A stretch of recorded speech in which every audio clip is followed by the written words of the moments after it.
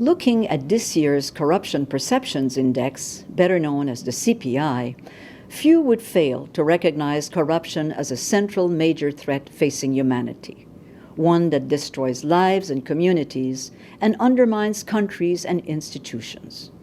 And people are more aware of the cost of corruption, generating anger that threatens to further destabilize societies and exacerbate violent conflicts.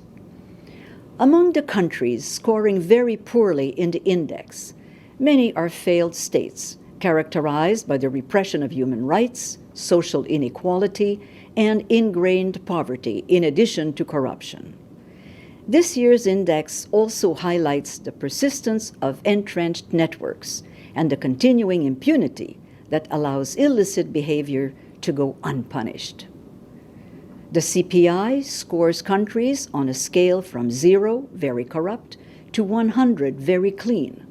While no country has a perfect score, the majority of countries score below 50, indicating a serious corruption problem. This translates into human suffering, with poor families being extorted for bribes to see doctors or to get access to clean drinking water.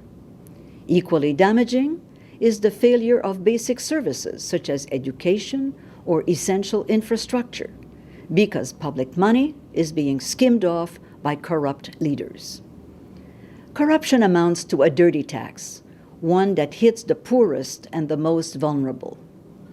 Countries at the top of the index, while not perfect, are generally characterized by a transparent and responsible public sector and strong institutions, including a well-performing judiciary, and where there are reliable means of holding public officials to account.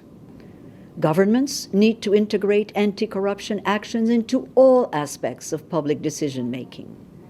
Priorities to reduce the exposure to corruption risks include better rules on lobbying and political financing, making public spending and contracting more transparent, and making public bodies more accountable to the people.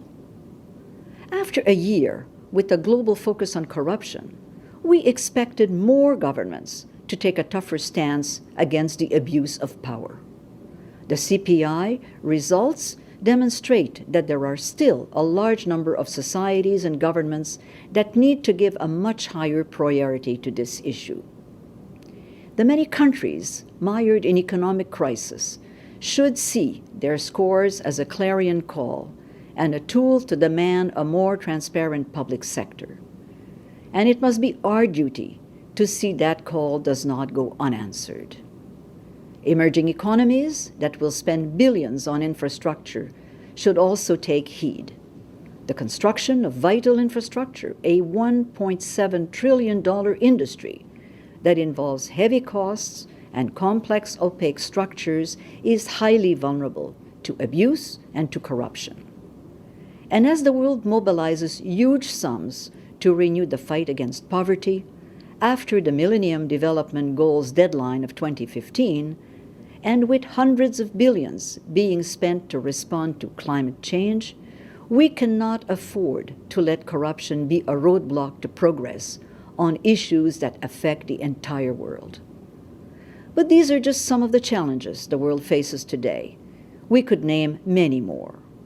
And it's precisely because of this human impact and the cross-border nature of the problem that it is so important to pursue global solutions through the United Nations Conventions Against Corruption, the OECD Anti-Bribery Convention, and the G20's Anti-Corruption Action Plan.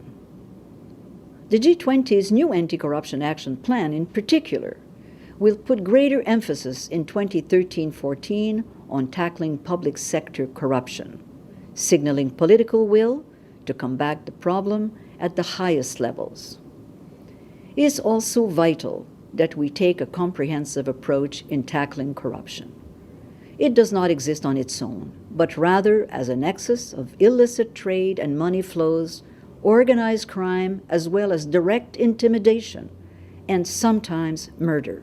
Murder of those brave enough to speak out on corruption and related issues, such as the global drug trade. But there are positive developments from around the world. with emerging solutions. New laws are granting citizens access to information about public institutions and offering protection for people who blow the whistle on corruption. And the private sector is slowly being transformed by regulations that require greater transparency in their dealings with governments, particularly in the lucrative and historically opaque business of extracting minerals, oil, and gas. But for all these positive developments, the real question is whether these measures will be applied systematically and not just abandoned to collect dust. Corruption in all its facets thrives on secrecy and on the perception by the corrupt that they are somehow above the law. We must ensure that there are real consequences to corruption. No to impunity cannot just be a slogan. It must be carried out with all our combined strength and inspire citizens to speak up and to no longer tolerate corruption.